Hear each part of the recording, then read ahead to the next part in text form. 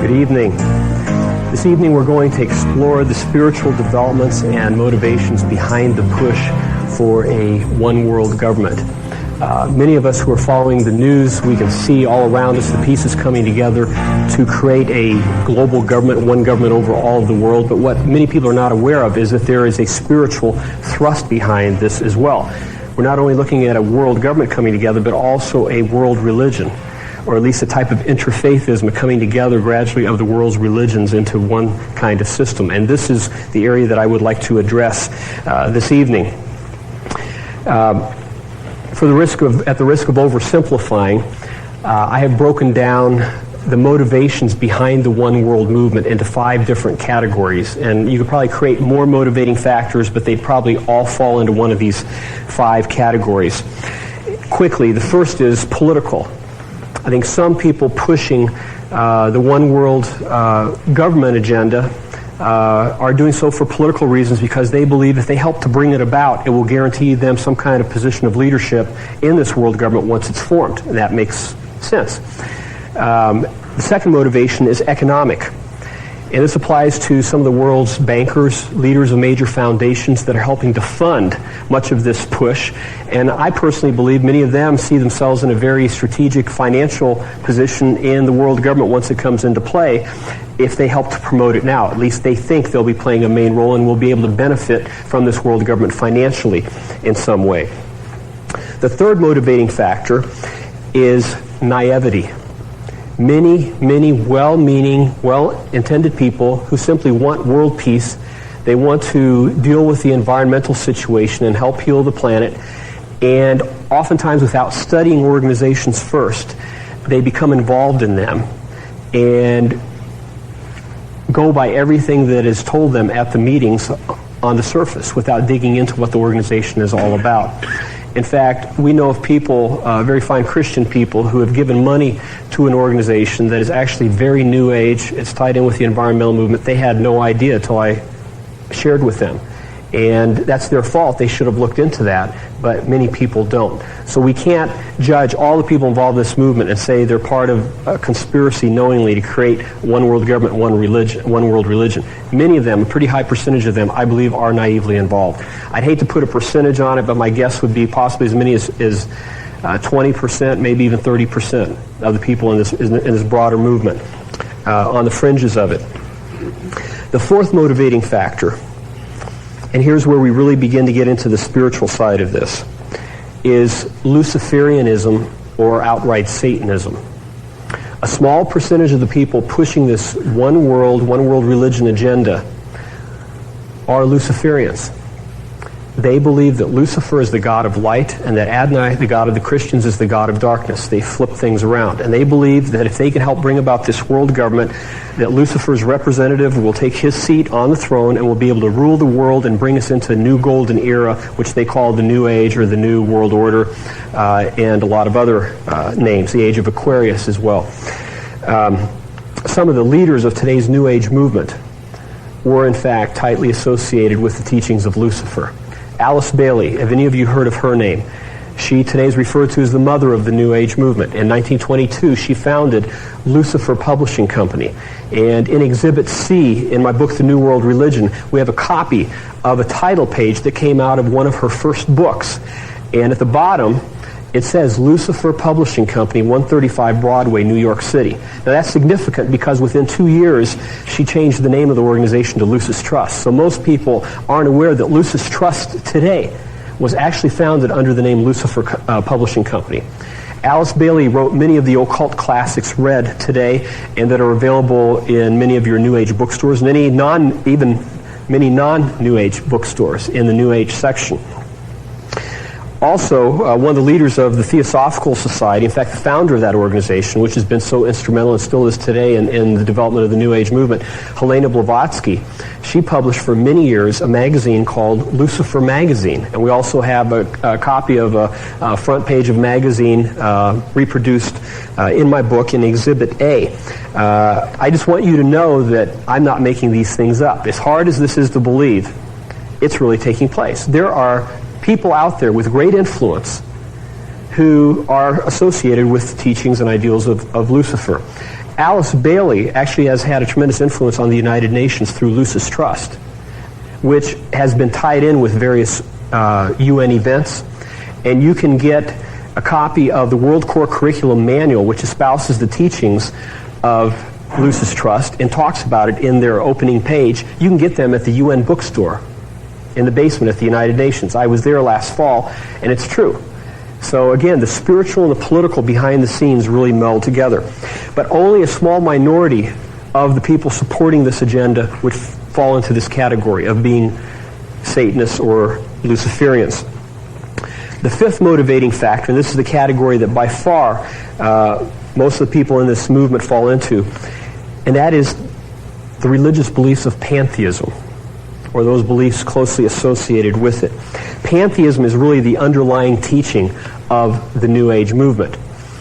Pantheism also is actually closely associated with the occult, and therefore with the teachings of Lucifer and Satanism. And that's why if you go back into the ancient pantheistic mystery religions, many of their high priests worshipped the god of the underworld. And there are references to the god of the underworld. Same thing as Satan. So the higher up you get into all these teachings, as Alice Bailey did, she started out studying pantheism and eventually ended up studying the teachings of Lucifer and advocating those. That's where it ultimately ends up. I think it'd be worth it this evening to define pantheism. If we can understand what pantheism is and how it works, we'll be able to see through a lot of the spiritual developments today that are taking place in this New Age one world movement. Pantheism teaches the belief that God is a force. Unlike Christianity, which teaches that God is a personal creator, a being that we can communicate with and have personal fellowship with. Pantheism teaches that God is a force and that all living things, plants, animals, and human beings, are part of this God force. In a nutshell, all living matter is God, if you put it all together. So we are all part of God, according to this teaching. And there's this divine force that flows through all of us. In ancient Israel, God forbid the Israelites from becoming involved in the religions of the nations around them, which, by the way, happen to be rooted heavily in many pantheistic beliefs. And if you trace those religions back, you can make a good case for the fact that they originated in ancient Babylon. And as people spread out from there, they took many of these teachings with them, and wherever the New World civilization sprang up in Southeast Europe, the Upper Nile region, India, China, Persia, these pantheistic ideas prevailed. They were just slightly different from place to place, but the core teachings were very similar. In some of these empires and nations that sprang up, various teachings were put forth regarding certain aspects of nature that were worshipped above other areas. In other words, they kind of believed everything was divine, but in Egypt, for example, the people could not have survived without the Nile, without the sun and the moon, and so they began to emulate those above other things and began to worship them. Same thing has happened in India today. So pantheism and polytheism are actually very closely associated with each other. The religions of the East today are rooted in pantheism. Hinduism, Buddhism, Shintoism, all of these Eastern forms of mysticism and religions are rooted in pantheistic thinking. Today's New Age movement is little more than the teachings of the East having come into Western society, and really, for the most part, they've caught us off guard. Now, it didn't happen by accident. During the time of Christ, Jesus, of course, laid out the teachings very clearly, and Christianity began to spread, especially throughout the Mediterranean base after Jesus' death and resurrection and ascension. And as that happened, many of the ancient mystery religions began to crumble, and they had to take on a new form to be able to promote and carry forward their teachings. And so throughout the Middle Ages, you had secret societies spring up that taught many of these same teachings that prevailed among the high priests of these ancient mystery religions, these pantheistic religions. You had various Gnostic sects. In fact, they became the chief persecutors of the Apostle Paul in the early church. You had various Kabbalistic sects that applied mostly to the Jewish people that were deceived into the area of the occult. You had the Rosicrucian order, the Knights Templar order, ultimately Freemasonry, which has carried a lot of these teachings forward. And I'd say that organization, more than any other, has helped to lay the groundwork for today's New Age movement. You know, the people that I've already named, including Blavatsky and Bailey, were both high-level female members of Freemasonry. A lot of people aren't even aware that there's a female side to this as well, but there is. Much of the groundwork throughout the 1800s and 1900s was laid by people who were high-ranking Freemasons or were members of other secret societies. But these people cherish the religions of the East, especially Buddhism and Hinduism, and the mysticism associated with it, and all these teachings. So really, today, that's all that the New Age is. The New Age sounds a lot more pleasant to people that come from a Christian background than blatant Buddhism or Hinduism or Eastern mysticism.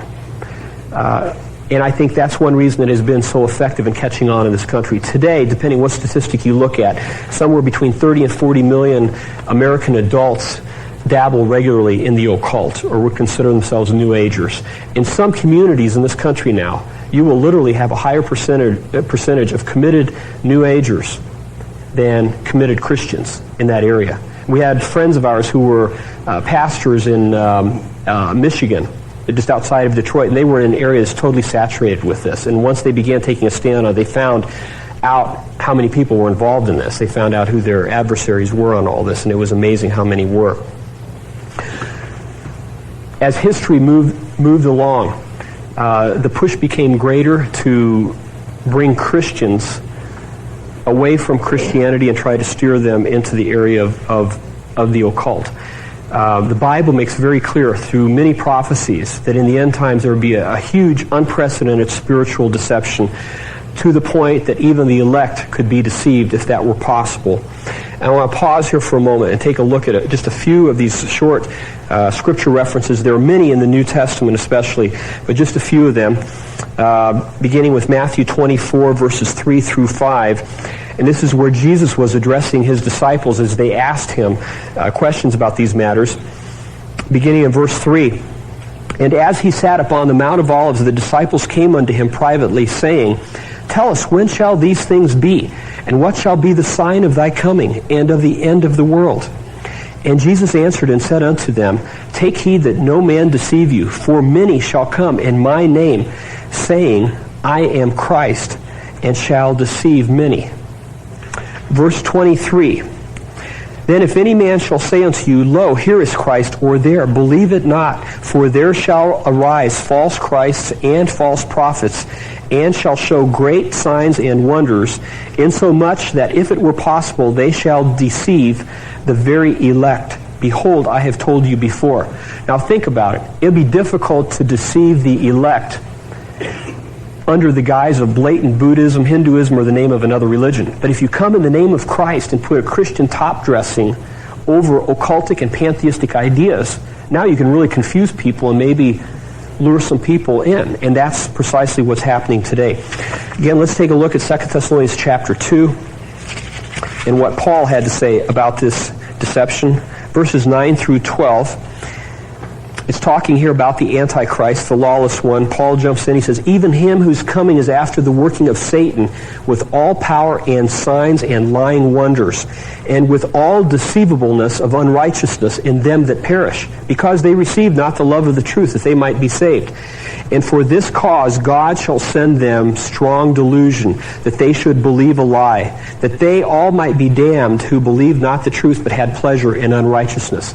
Again, the theme here is a huge, unprecedented, worldwide deception taking place immediately prior to the second coming of Jesus Christ, who would put an end to it. And again, in 1 Timothy, there are references to a last day's deception. 1 Timothy chapter 4, in the first two verses, Paul wrote, Now the Spirit speaketh expressly, that in the latter times some shall depart from the faith, giving heed to seducing spirits and doctrines of devils, speaking lies in hypocrisy, having their conscience seared with a hot iron.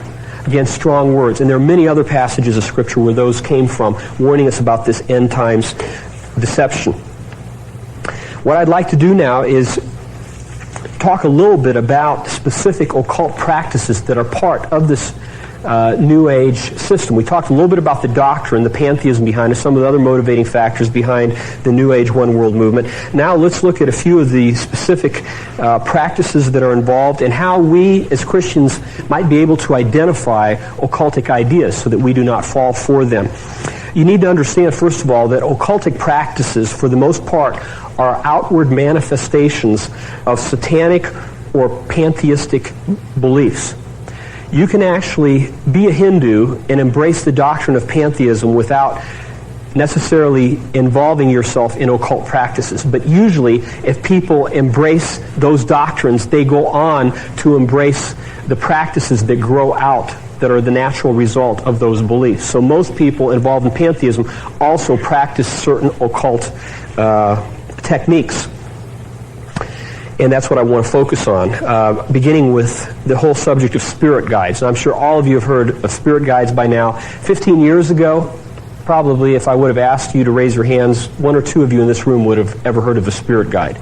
But today, it's in mainstream society. You hear a lot about it on primetime television, even in the news. They interview people who are communicating with their spirit guides. And this has become quite open in recent years. Now, there are a number of different names that are given to these beings, these spirit guides. New Age occultists often refer to these spirits by names such as instructor, advisor, director, master, enlightened one, adept. They also talk about a hierarchy of initiates. There's a German term that's used occasionally, Übermenschen, which literally means super beings or supermen. And also the custodians of the plan. These beings are referred to as the custodians or caretakers of the plan. So they admit here that there is some kind of plan here behind all of this. The most powerful or highest ranking members of this so-called hierarchy are usually referred to as ascended masters of the wisdom. Sometimes they're just referred to as masters of wisdom or the Tibetan masters.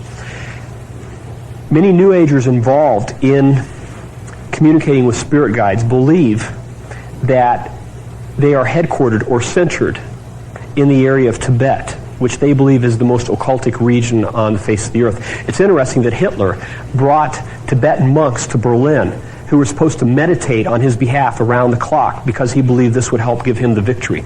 He was involved in all of these teachings directly, and many of his advisors around him. Obviously, it didn't help him to win the war, but it shows how he was inclined toward the occult and what some of his superstitions involved. What are these spirit guides, these ascended masters? How do we explain for this? Well, I simply believe they're fallen angels.